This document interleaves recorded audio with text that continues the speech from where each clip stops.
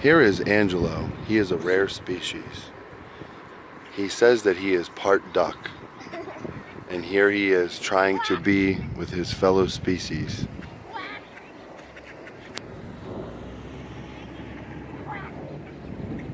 For some reason, the ducks do not want to be around him.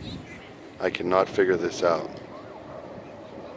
Maybe it's because of his bright colored tie-dye shirt. This is very rare to see him bonding with the ducks this way.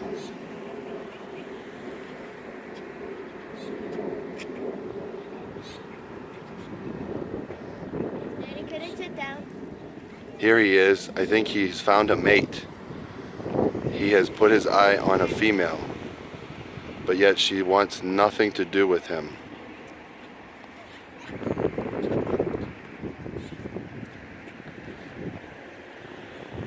Okay, this is the end of our nature show.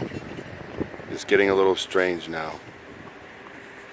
Oh, I think he's taking a break. Okay, we'll end the show here.